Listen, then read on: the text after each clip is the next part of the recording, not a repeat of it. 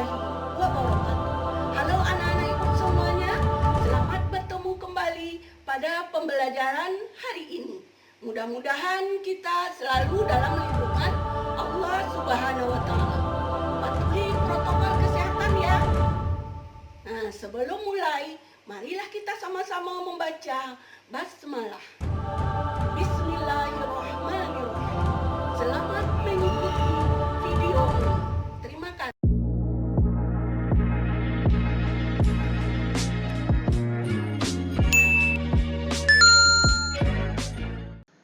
Bismillahirrahmanirrahim. Selamat bertemu kembali pada pembelajaran IPS kelas 5, tema 5. Dengan KD IPS kita kali ini 3.1 dan 4.1. Tujuan pembelajaran diharapkan setelah menonton video ini, Ananda dapat menjelaskan unsur-unsur peta. Yang kedua, dapat mengidentifikasi kenampakan alam pada peta. Yang ketiga, dapat membahas pengaruh letak Indonesia terhadap ekonomi sosial budaya. Oke, Ananda semuanya. Nah, letak geografis adalah letak suatu negara berdasarkan kenyataan di permukaan bumi. Sedangkan letak astronomis itu adalah berupa garis khayal di permukaan bumi yang dibuat oleh para ahli. Nah, coba Ananda perhatikan peta Indonesia berikut ini. Kan Anda tahu telah mempelajari pada tema 1 bahwa letak geografis Indonesia itu terletak di antara dua benua, yaitu benua Asia dan benua Australia. Dan juga terletak di antara dua samudra, Samudra Hindia dan Samudra Pasifik. Kemudian Ananda perhatikan di sini pada peta juga ada garis-garis. Nah, garis-garis ini adalah merupakan garis khayalan.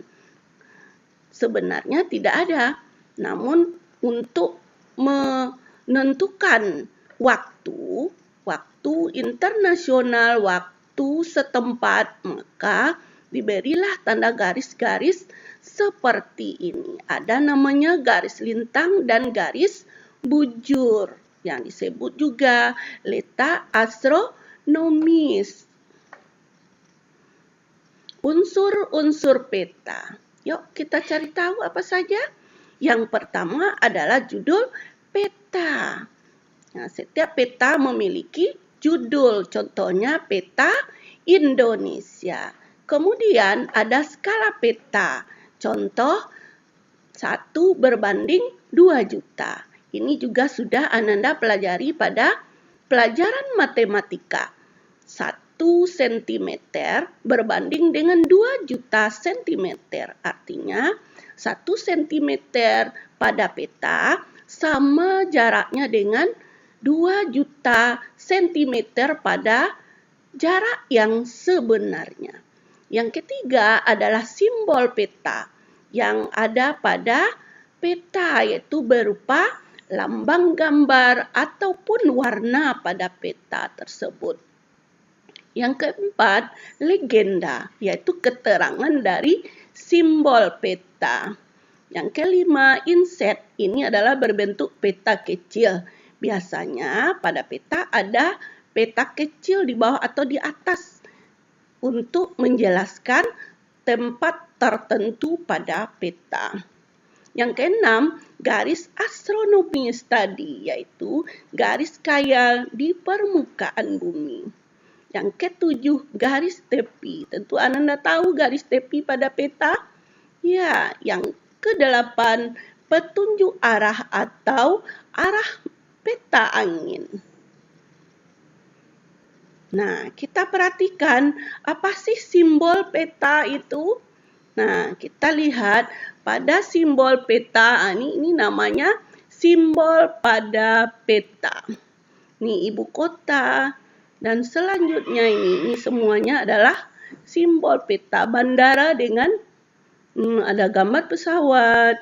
Kemudian pelabuhan ada gambar jangkar, gunung api tidak aktif warna hitam, gunung berapi yang aktif warna merah, atau dalam bentuk lain seperti ini.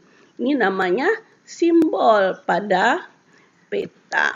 Nah, keterangan ini, keterangan pada peta disebut dengan legenda peta.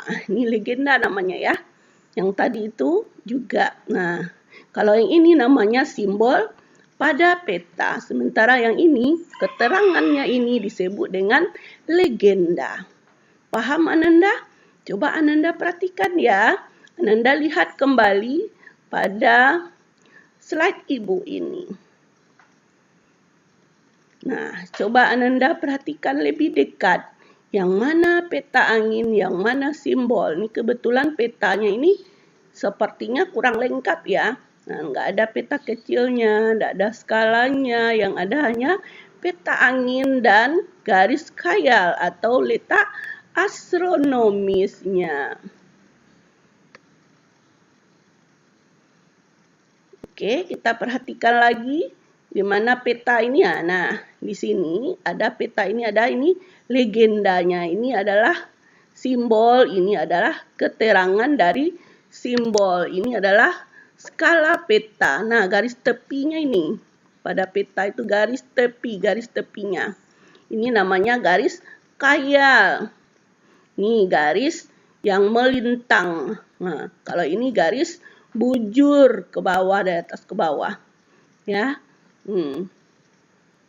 Oke Ananda, kita lanjut.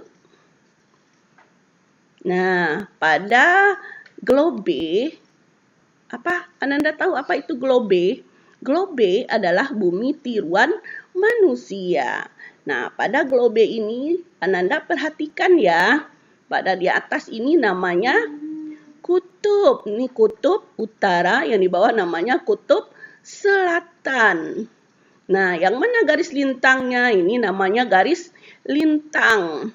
Ini kalau sebelah utara namanya lintang utara. Kemudian ini juga garis lintang.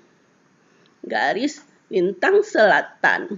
Kemudian garis khatulistiwa yang membelah bumi menjadi dua bahagian.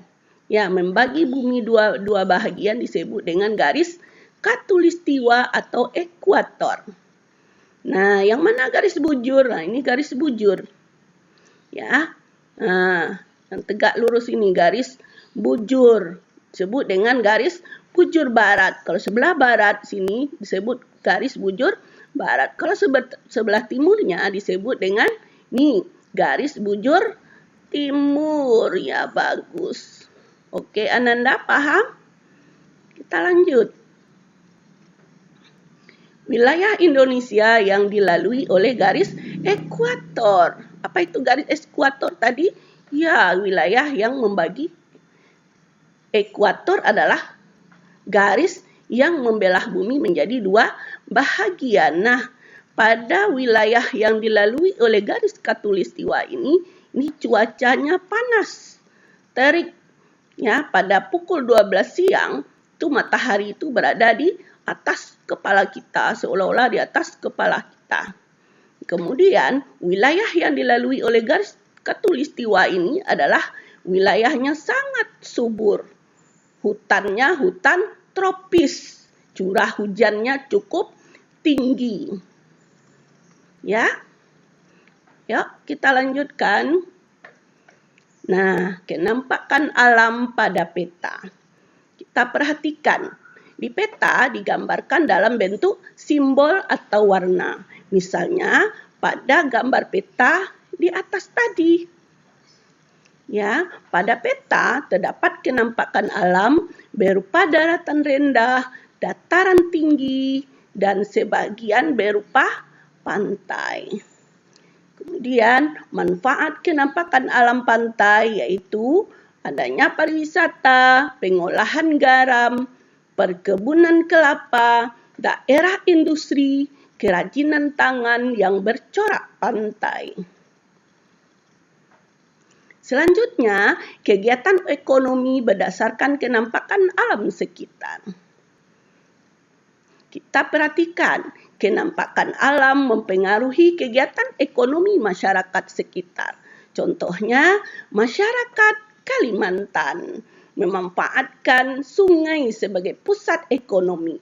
Perahu kelotok untuk dapat melakukan proses jual beli.